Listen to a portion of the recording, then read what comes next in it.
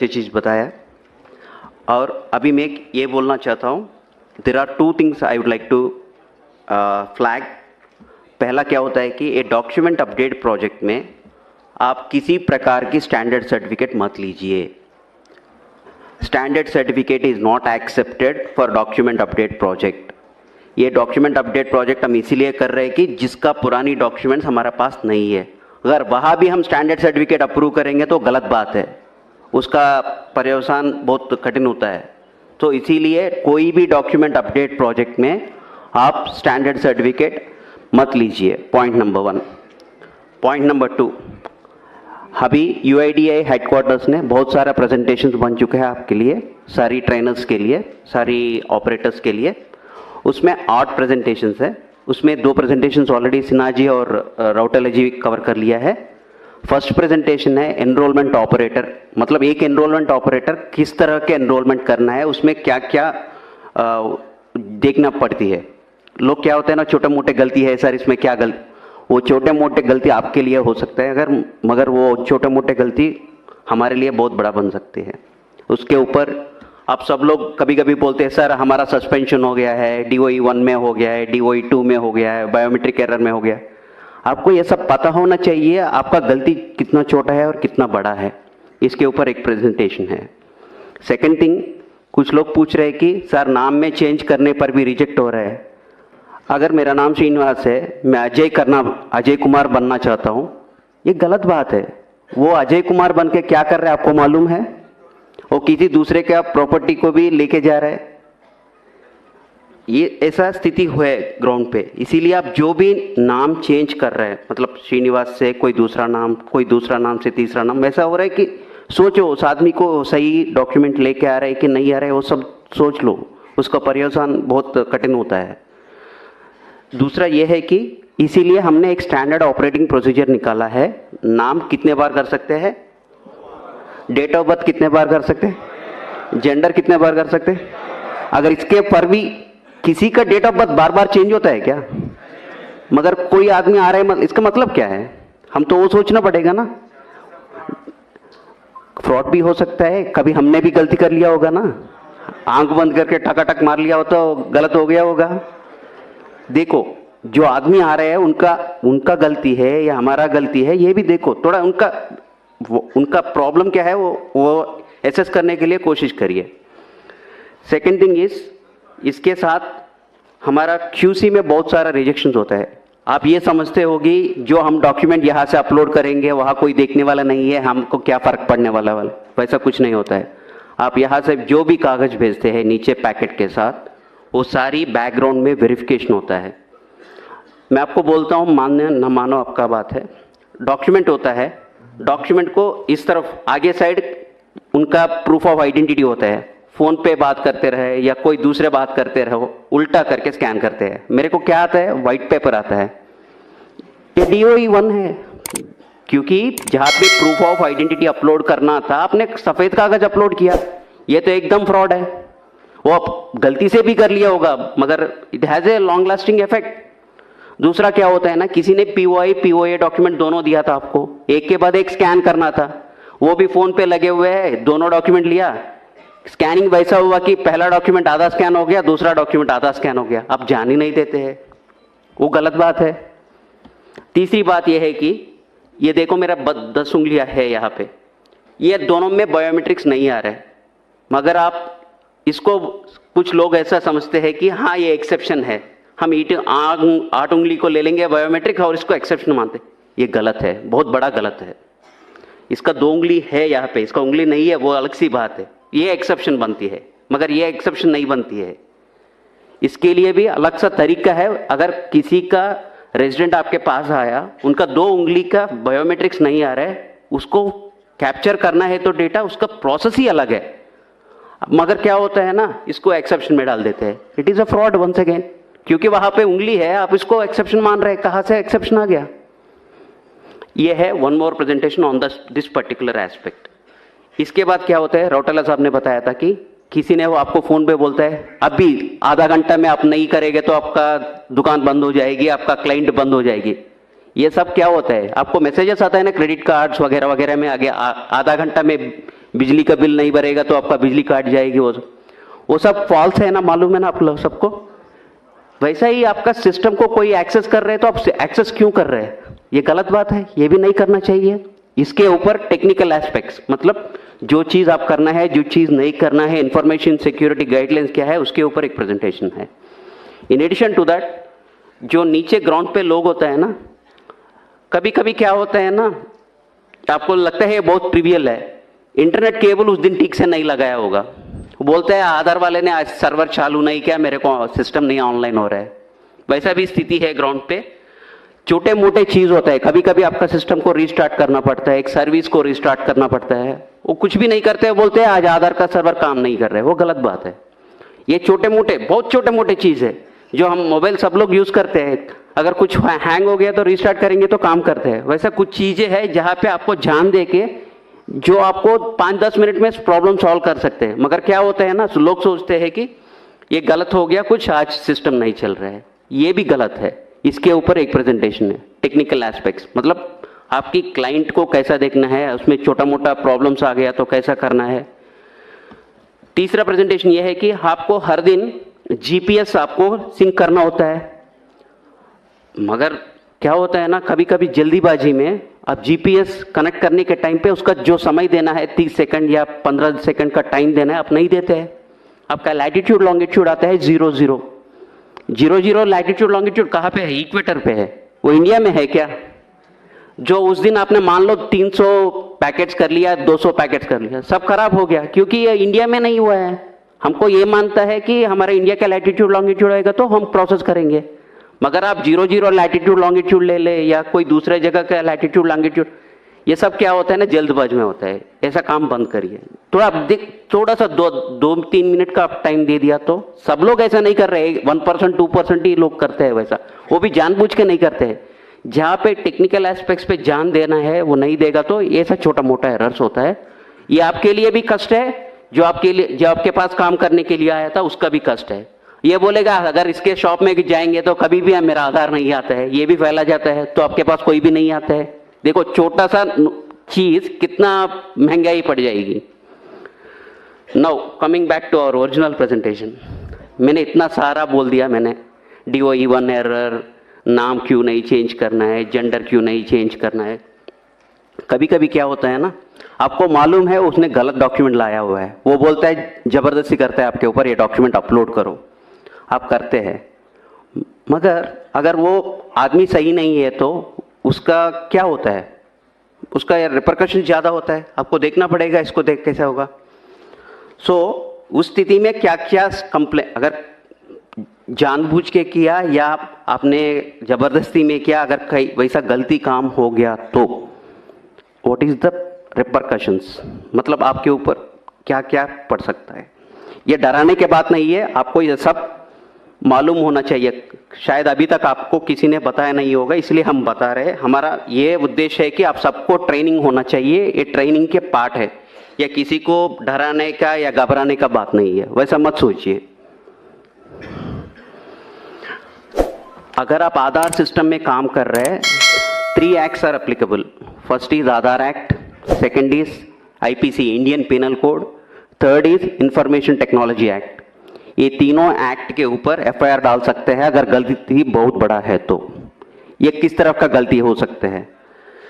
पहला वाले unauthorised operator, अगर किसी सेंटर पे, आधार सेंटर पे आपका बॉस बाहर जाते हुए आपको गम्मी फिंगर दे के जाते हैं, वो यूज करते पकड़े गए तो section 36 and 42 of Aadhaar act, section 66 of IT act, section 419, 420, 468, 471 IPCR चालू हो सकता है। ये इसके कुल मिला के 14 साल हो सकता है।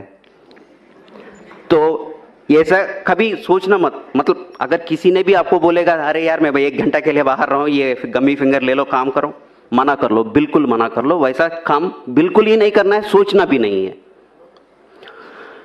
आपको कभी कभी क्या होता है ना, आपको CSC सेंटर होता है कई सेंटर पे, उस दिन घर में कुछ शादी है, कुछ काम है, क्या करते हैं, हाँ यार सिस्टम लेके घर में करेंगे, क्या फर्क पड़ेगा।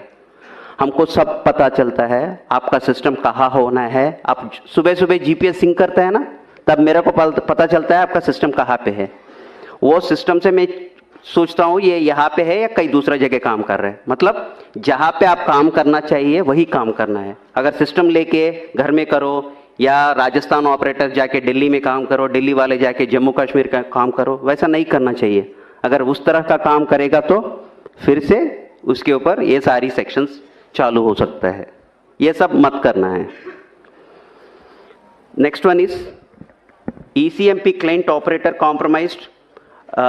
ये देखो अभी बोल रहा हूं मैं, आप किसी को आपका रिमोट डेस्क दे दिया, आपने आपका सिस्टम को कॉपी कर लिया, इसमें आपको कोई दोष नहीं है, गलती नहीं है, मगर क्या हो गया, आप उसका पार्टी बन गया। आप वो सिस्टम का आपका सिस्टम डिटेल्स लेके कहीं दूसरे जगह सिस्टम चल रहा है, उसको जवाब कौन देने पड़ेगा? आप लोगों को ही देना पड़ेगा। किसने बोला आपको देने को? आपने उस समय क्यों नहीं सोचा था ये सिस्टम देना है, ये सही आदमी है, गलत आदमी है, कौन है, सोचना पड़ेगा ना उस वक्त। वो भी नहीं करेगा तो भी उसके ऊपर भी इतना सारा सेक्शंस लागू हो जाएगा। अगर आपके पास बहुत लोग आते हैं, किसी ने, मैं आपके पास आया था, मैं अपना POA डॉक्यूमेंट्स आपको दिया था, आपने मेरा आधार पैकेट बनवाया था। अगर आप उस समय एक एक्स्ट्रा जेरॉक्स कॉपी निकला या किसी को आपकी पास जो भी रेजिडेंट्स आ रहे हैं उसका आइडेंटिटी इंफॉर्मेशन किसी दूसरे के साथ शेयर कर लिया, वो बहुत बड़ा गलत है। वैसा मत करिए। Section 37 of Aadhaar act is applicable in such case. मतलब आपके पास कोई भी आ रहा है आदमी, उनका जो भी डिटेल्स है, वो पर्सनल डिटेल्स है या एड्रेस डिटेल है, जो कुछ भी है वो किसी के साथ नहीं शेयर करना है किसी भी स्थिति में। वो RO पूछेगा, RO को बोलना पड़ेगा। इसके मतलब नहीं है RO को नहीं बोलेंगे, नहीं। जब इंक्वायरी आएगा RO को बोलना ही पड़ेगा। मतलब आपस में किसी दूसरे के साथ वो किसी का डिटेल्स नहीं शेयर करना है।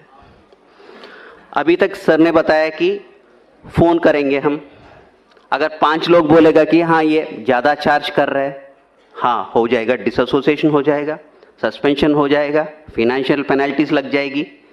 ये सब क्यों करना है? जब आपको सरकार ने नोटिफाई किया था इतना ही पैसा लेना है, उतना ही पैसा ले लीजिए ना। अगर एक भी रुपए ज़्यादा ले लिया उसके पर्यवसान के ऊपर, ये देखो section 42 of the Aadhaar act will be applicable on that. ये सब सेक्शंस, इसका सजा वगैरह वगैरह सब आपकी आधार का जो किताब है ना, छोटा किताब है ना, उसमें सारी इसका इंफॉर्मेशन मिला है। ये देखो, appropriating the identity of an Aadhaar number holder by changing और attempting to change the demographic और biometric information of an Aadhaar number holder. ये मैं वो ही बोल रहा हूँ, किसी दूसरे का आधार व्यक्ति का, मान लो मेरा नाम श्रीनिवास है, आपको मालूम है मेरा नाम श्रीनिवास है, कोई मैं आके आपको बोला अरे यार मेरा नाम श्रीनिवास से कुमार राकेश सिन्हा कर लो, मैं कुछ काम करना है उसके नाम पे बोल के बोलेगा, तो आप उसमें पार्ट मत लेना। वो सारी वैसा ट्रांजैक्शंस को, सस्पिशियस ट्रांजैक्शंस है, उसको एंकरेज मत करो और से strong on such transactions and don't encourage such transactions. उसका बहुत बड़ा असर हो जाता है। दूसरा यह है कि pretending to be an agency unauthorised to collect identity information of a resident. आप CSC पहले था, अभी किसी के कारण से आपका डिसकंटिन्यूएशन हो गया है, आप लोगों को ये मत बताना कि हाँ अभी भी मैं आधार का ऑपरेटर हूँ, मैं काम कर सकता हूँ, आपका ये करवा सकता हूँ, वो करवा सकता हूँ बोल के मत बताना। अगर वो भी करेगा वो भी गलत है, उसका भी पेनल्टी 3 साल की है सजा है और 10,000 की पेनल्टी है। और दूसरा ये है कि intentionally transmitting information collected during enrolment authentication to unauthorised person. मतलब आप पहले भी वही बताया था, किसी के साथ आप इंफॉर्मेशन शेयर करेगा तो 3 साल की सजा और 10,000 का पेनल्टी, कभी कभी 1 लाख की पेनल्टी भी हो सकता है कि कंपनी के ऊपर, अगर कंपनी इन्वॉल्व है तो उसमें। ये unauthorised access to central identity data repository, मतलब कोई दूसरा की तरफ से कंप्यूटर के साथ कोई सॉफ्टवेयर, डुप्लीकेट सॉफ्टवेयर यूज करके जो भी करेगा वो सब ऑलरेडी एक्ट में इंक्लूडेड है। अगर कोई भी इसमें जानबूझ के या गलती से भी आप इसमें इन्वॉल्व हो गया तो इसका पर्यवसान बहुत अलग सा है। इसलिए अब जो भी इंटेंशनली और intentionally don't get involve in that activities. अगर जो भी टैंपरिंग ऑफ डेटा करना चाहते हैं, मतलब डेट ऑफ बर्थ मेरा है 2005, मैं आपको बोलता हूँ 2010 करवा लो भाई, अगर वो कुछ प्रोसेस में कुछ करना शुरू कर लिया, वो भी बड़ा imprisonment up to 10 years in such cases, वो वैसा मत करिए। Unauthorised use of identity information of an individual by requesting entity और ऑफलाइन वेरिफिकेशन। ये क्या है ना, कभी कभी सर ने सुबह बताया था ना, एक आइडेंटिटी कैसा पता होना चाहिए, क्यूआर कोड स्कैन करने से उनका आइडेंटिटी पता चलेगा। अब क्यूआर कोड स्कैन करके कोई दूसरे वाले को ये मत बताना इनका इन्फॉर्मेशन डिटेल्स क्या है, जिसका चाहिए वो करेगा, आपका नहीं है, जिम्मेदारी नहीं है वो। Failing to comply with requirements of the Aadhaar act, मतलब सीएससी के ऊपर आपके बहुत जिम्मेदारी है। आप सीएससी के लिए काम कर रहे हैं, मतलब इसके आपके ऊपर भी बहुत सारे जिम्मेदारियां हैं। आप अगर वो कंप्लाई ना करेगा तो उसके ऊपर भी पेनल्टीज होता है।